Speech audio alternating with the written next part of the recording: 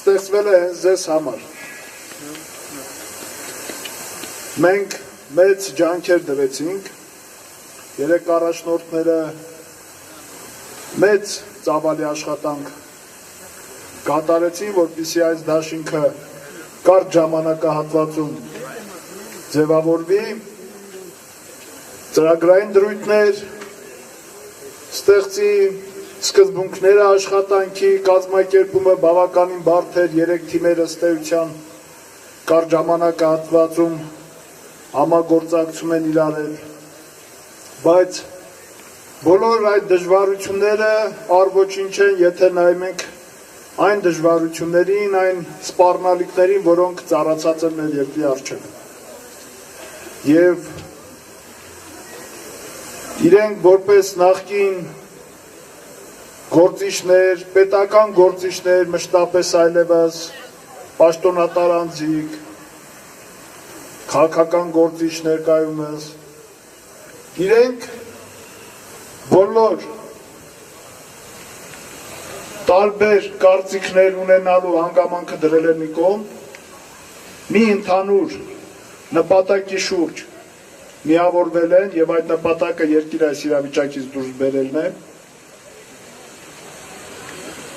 Իրենք պատասխանատվություն են զգացել երկրի առջև եւ միավորելով ջանքերը ձեզ առաջարկում են այլընտրանք այս իշխանություններին, հանրապետական իշխանությանը։ Իշխանություն, ով այս տարիներին խոստացավ ամեն ինչ, բայց կատարեց երկիրը ունեզրկելու, աղքատացնելու, ժողովրդին աղքատացնելու քաղաքականություն։ Խոստացավ ժողովրդավարություն, խոստացավ մարդու ազատություն, քաղաքացիական իրավունքներ, բայց դրա փոխարեն քաղբանտարկյալների թիվը մեծացեց եւ այսօր Ադրբեջանի հետ մրցում է այնտեղ ավելի շատ քաղբանտարկյալներ կան, թե այստեղ։ Իշխանություններ, որոնք երիտասարդների խոսք էին տալիս Սերժ Սարգսյանի շուրթերով էր ասում, ամեն մի երիտասարդ ընտանիք բնակարան պետք է ունենա, մեքենա պետք է ունենա, Իրանից մինչև Թիֆլիս, մինչև Հայաստանի սահման պետք է երկաթգիծ աշխատեր, նոր ատոմակայան պետք է լիներ, չգիտեմ, ներդրումներ պետք է լինեին տարեկան մի քանի միլիարդ դոլար, բայց դրա փոխարեն այս տարիների ընթացքում Հայաստանում ներդրումների խոչընդոտ հանդիսացավ փայատիրությունը։ Յուրաքանչյուր խոշոր գործարար, որը ցանկանում էր Հայաստանում ներդրում անել, կամ սկզբում միամիտ անում էին, այդ փայ մտնոցի խնդրի առջև կանգնեցին եւ շատերը թողին փակեցին իրենց գործը այստեղ գնացին Հայաստանից։ Մնացածներ տեսնելով նախորդների այդ դառը փորձը չեկան։ Խոստացավ մարտի 1-ից հետո, որ անհասկացողության պատը պետք է քանդի։ Դրա փոխարեն ոստիկանության թիվը մեծացրեց։ Դրա փոխարեն ոստիկանական մահակների թիվը շատացրեց։ Դրա փոխարեն մեր ազատությունները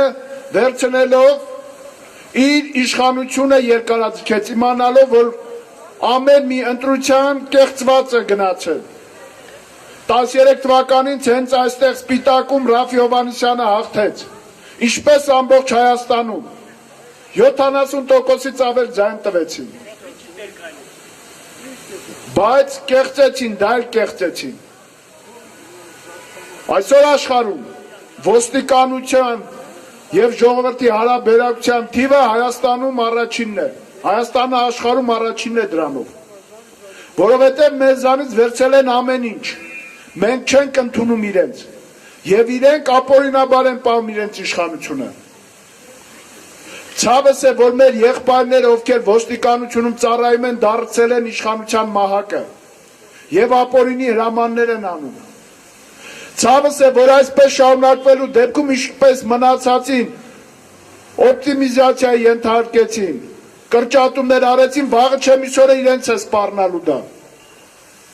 Իրենց էլ են կրճատելու, որովհետև հաջորդ 5 տարի Եթե մենք թողինք հանրապետական կուսակցությանը Սերժ Սարգսյանի գլխավորությամբ իշխանության, հաջորդ տարին արտագաղթի այնպիսի ծավալներ կլինի, որ որևէ ոստիկան իրեն պետք չի գալու այլևս։ Եվ այդ ոստիկանների փողն են ուտելու։ Որովհետև ոստիկանները այլևս չեն կարողանալու պայքարել, որովհետև մարդ չի լինելու հետ պայքարել, իրենց իրավունքները պաշտպանեն։ Մենք այս տարիների ընթացքում բազմաթիվ անգամներ զգուշացրեցինք իրենց, որ երկիրը այսպես չի կարող գոյատևել։ Եվ դրա արդյունքում ունեցանք ապրիլյան սրացում։ Սրացման միակ պատճառն այն էր, որ այս տարիներին Հայաստանից 350,000 մարդ արտագաղթեց։ Սրացման միակ պատճառն այն էր, որ այս տարիներին մեր համախառն ներքին արդյունքը 11.7 միլիարդից իջավ մինչև 10.5 միլիարդ։ Պատճառն այն է, որ բյուջեն 3.2 միլիարդից իջավ 2.8 միլիարդի։ Պատճառն այն էր, որ արտաքին պարտքը 1.7 միլիարդից դարձավ տարվա վերջ կհասնի 6.2 միլիարդ, եթե ավել չլինի։ Եվ պատճառն այն էր, որ այդքան աղքատացման եւ այդքան պարտքի մեծացման հետ զուգահեռ Հայաստանից 10 միլիարդ դոլարից ավել ապօրինի գումար է դուրս եկել։ Որտեղից է առաջացել այդ գումարը։ Առաջացել է բյուջեի թալանից, առաջացել է ստվերից, առաջացել է նրանից, որ մենք այս մոնոպոլիաների համար ավել գնաճ ենք ապահովում, ավել գներ ենք ապահովում եւ վճարում ենք։ Կլինի դա սննդամթեր, թե կլինի էներգակիր։ Որովհետև արտաքին պարտքը ոչ թե գնացել է մեկ գոնե աշխատատեղ ստեղծելուն, այլ գնացել է բացառապես յուրացմանը, թալանին։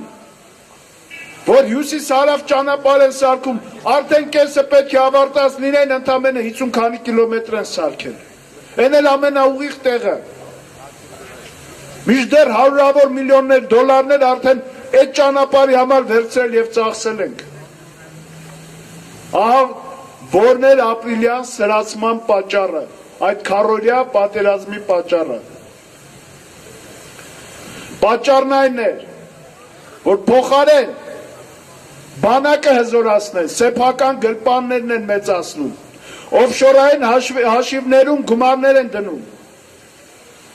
Եվ այդ գումարները ոչ թե մեզ զարգացման համար են ծառայում, այլ բացառապես իրենց գերհարստացման համար, որտեղ չեն հարկվում։ Եվ աշխարհում,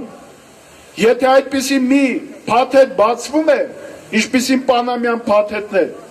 որի արդյունքում Իսլանդիայի ամբողջ կառավարությունը հրաժարական տվեց եւ արտահերտ ընտրություններ եղան։ Հայաստանում Իլհամ Ալիևին զուգահեռ կար Միրան Պողոսյանի անունը։ Գլխավոր հարկադիրի անունն ազգանունն էր այնտեղ։ Մարդու ով ասում էր ես բանանի ներկրման հետ կապ չունեմ։ Ես որևէ բիզնես չունեմ։ Բայց դեպքում միլիոնավոր դոլարները իր հաշվին ինչ էին անում։ Եվ իշխանությունը փոխարեն նրան ազատելուց հետո գոնե ստվերում պահեր, հակառակը բերել է մեր աչքի առջև, դրել է ցուցակում ու ասում է ժողովուրդ իմացի, այն Կարեն Կարապետյանը, որ եկել է այդի թմբուկ նվագելու համար, այն առաջ իրեքին, որ դրել է մեդի ֆեյք են, կեղծ են, դուք իրան չեք ընտրելու, դուք ընտրելու եք Միրան Պողոսյանի եւ ներկան, այսինքն այն քաղաքականությունը, որը ես մինչև հիմա շարունակել եմ եւ իրականացրել եմ։ Եվ մենք ուրիշ ճանապարհ չունենք, քան իշխանափոխությունը, հակառակ պարագայում եւս մի քանի 100,000 մարդ մոտակա տարիներին կաղթի եւ ով է մնալու։ 90-ամյա պապս 87-ամյա տատուս հետ։ Եվ դրանով մենք կարողանալու ենք անվտանգության խնդիրներ լուծել, ոստիկանությունը կարողանալու աշխատավարձ ստանալ, որ քրեական հետախուզության աշխատողները 2 օրը սպիտակում են, չգիտես ինչու։ Մենք ինչ է տերորիստ ենք։ Ստեղ են եկել մարդիկ, ովքեր Հայաստանի ազատագրմանն են մասնակցել, ես ինչ եք անում։ Լավ, մենք էլ պրծանք։ Ինչ եք անել, ում եք բռնելու, ում եք պետք գալու։ Ձեր ծառայությունը ում է պետք գալու։ Գալի մեզ խփում եք, հետո թող գնում եք Ամերիկա։ Ապրիլի 9-ին ինձ խփողը 13 թվականի 2-3 ամիս հետո թողես գնաց Ամերիկա։ Բա որ լավ երկիր եք սարքում, մնացեք ստեղ։ Որ խփում եք, որ լավ երկիր դարձնեք, մնացեք, խեք գնում։ Խեք գնում Ռուսաստանի քաղաքացի դառնում, որ ընդեղից թոշակ ստանաք։ Մնացեք Հայաստանում, այ ոստիկաններ, լավ Հայաստան է, չէ կառուցում։ Արդար խղճով մարդանց խփում եք, որովհետև գիտեք լավ երկիր եք սարքելու, իշխանությանը չեք ծառայում, օրենքին եք ծառայում, բա որ այդպես եք գնում։ Հանգիստ թողեք այս ժողովրդին։ Գնացեք հանցագործներին բռնեք, ինչ գործ ունեք, եկել եք քաղաքական պրոցեսների մեջ խառնվում եք։ Քրեական հետախուզությունը ինչ գործ ունի, հանդիպումներից առաջ գահաբեկի ժողովրդին։ Ցանկացած պարագայում մենք այլ ճանապարհ չունենք, քան պայքարն է։ Մենք քաղբանտարկյալներ անընդհատ մեծացնելու կարողություն չունենք, ժողովուրդ։ Հայաստանը մարդկային ռեսուրսի խնդիր ունի։ Հայաստանը նյութական ռեսուրսի խնդիր ունի։ Եթե արաբական ինչ-որ երկրներ նավթային կամ այլ հանքահունքային ռեսուրսի հաշվին կարող են բռնապետություն պահպանելով իրենց անվտանգությունը պաշտպանել, իրականացնել, Հայաստանը դա չի կարող։ Դրա համար մենք այլ ճանապարհ չունենք, կամ միահամուռ պայքարը, քվեարկության մասնակցելը, ընտրություններին մասնակցելը ևս պայքարի ձև է։ Մասնակցեք, թող իշխանությունը փորձի կեղծի, թող կեղծի։ Դուք մասնակցեք, մենք փորձելու ենք պահենք։ Բայց ինքը պետք է տենա, որ ինքը ընտրված չի, որ մենք կարողանանք պայքարել։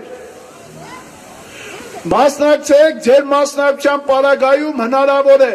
որ տեղերում ձայն պայլով հանրապետական իշխանությունը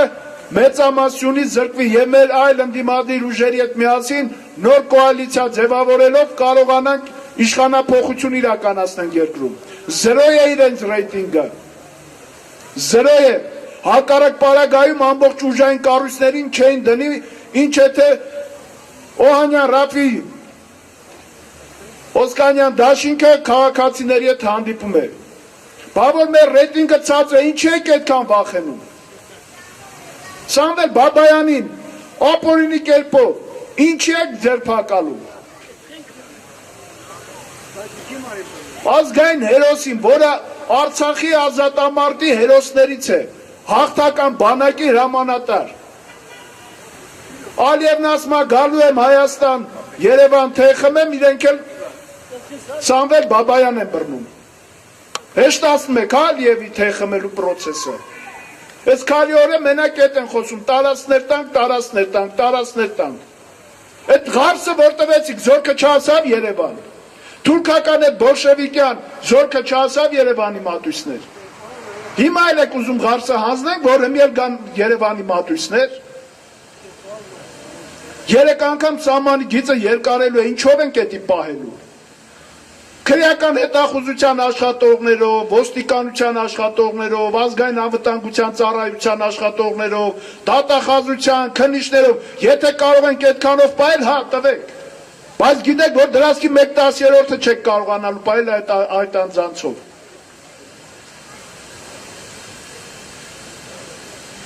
Մենք ստեղծել ենք դաշինք, Օհանյան Ռաֆի Օսկանյան, քաղաքական, պետական գործիչներով, ովքեր ապահոված են ամեն ինչով, ժողովուրդ։ Իրանք հանգիստ կարող են ասել գնացեք, դուք պայքարեք, մենք մեր պայքարը տարել ենք։ Բայց դրան չեն գնացել, հակառակը միասին են դարձել, մի բրուսկ են դարձել,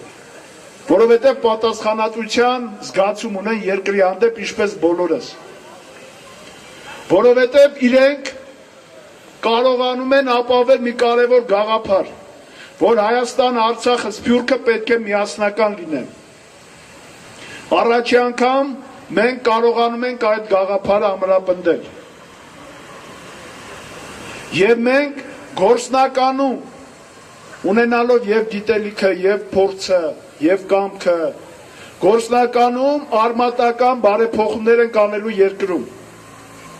Իշխանությունները երևի թե մի քանի 100 միլիոնի չափ գրանտ են ստացել միայն դատաիրավական համակարգը բարեփոխելու համար, քանի անգամ տվեցին։ Բայց դատավորների Բաղրամյան 26-ի զանգով կախվածությունը չվերացավ, էլի ինչպես հրահանգով դատում էին, այդպես էլ հրահանգով դատում են։ Ինչպես քաղաքացիներից կաշառք էին վերցնում, այդպես էլ մինչև հիմա վերցնում են։ Եվ ինչպես նախկինում ապօրինի որոշումներ էին ընդունում, այդպես էլ ապօրինի որոշումներ են ընդունում։ Մի մասը գնում գանգատարկում է եվրոպական դատարաններ է գալիս։ Ու այդ ուղղանկները էլի մենք ենք վճարում, ոչ թե մեր դատարանները փոքր հանցանքի համար մարդուն առավելագույն են տալիս։ Նաև սոցիալական իրավիճակից ստիպված մարդիկ փոքր հանցագործություններ են անում, բայց բյուջեն գողացողին, պետական պարտքը գողացողին մեր գալու պարագայում, մեր իշխանության պարագայում մենք համաներում ենք հայտարարելու, խորը և համապարփակ համաներում։ Այն ինչ որ իշխանությունները խոսք էին տվել, չարեցին, ինչ է թե դատապարտվածների բարեկամների հաշվին փորձում են ձայն կորզել։ Գնացեք ձեր բարեկամներին, ձեր գյուղին ասեք, թող ձայն տան հանրապետականին, ձեզ պայմանական վաղ ժամկետով կազատենք։ Սա է իրենց խոսքը, քայլը։ Մենք չենք օգտագործելու մեր քաղաքացիներին, որևէ մեկին։ Իշխանությունը նրա համար է, որ ծառայի ժողովրդին։ Ես սա լոկ խոսքեր չեն։ Իսրայելում տեսեք ինչպես է գործող վարչապետին երկրորդ անգամն է կանչում են արձաքնության։ Նախագահին դատեցին։ Մենք այդպիսի երկիր պետք է կառուցենք, որտեղ դատարանը անկախ պետք է լինի։ Յուրաքանչյուր քաղաքացի իր գանգատը տանելու տեղ պետք է ունենա։ Մենք երկիր պետք է սարքենք, որտեղ ոստիկանությունը, ուժային կառույցների ներկայացուցիչները ոչ թե պետք է ծառայեն իշխանություններին, այն էլ ապօրինի, այլ ծառայեն ժողովրդին և օրենքին, որովհետև դա է նրանց առաքելությունը։ Որտեղ գործադիրում ոչ թե կլինեն բիզնես շահեր, այլ կլինեն պետական շահեր։ Օրենսդիրը որտեղ ոչ թե կպաշտպանի որոշ մոնոպոլիստների, այլ օրենսդիրը կլինի քաղաքացիների իրավունքների պաշտպանության վայր։ Մենք ունենք այդ քաղաքական կամքը դա իրականացնելու։ Մենք ունենք և պայքարի հետագիծ, և փորձ։ Ուրիշը չունի դա, մենք ունենք։ Աշխարհում շատ քիչ տեղ կա, որ երկու արտգործնախարար, մեկ պաշտպանության նախարար իրար հետ կմիավորվեն և կփորձեն երկրում արմատապես իրավիճակ փոխել։ Մեր մոտ դա կա, ստացվել է, ձեզ առաջարկում ենք, դուք ունեք այդ այլընտրանքը, որոշողը դուք եք, բայց ձեր որոշումը իմացեք, ոչ միայն ձեր վրա է ազդելու, ձեր հարևանի, բարեկամի, եղբոր և քրոջ վրա, համար որոշում կայացնելուց, միշտ աչալուրջ և ուշադիր եղեք։ Ձայնը փոխանցում եմ, հարցի ժամանակը կլինի, հայրիկ ջան, ձայնը փոխանցում եմ Հայաստանի առաջի արտգործնախարար, ձեր կողմից նախագահ ընտրված Ռաֆի Հովհաննիսյանին։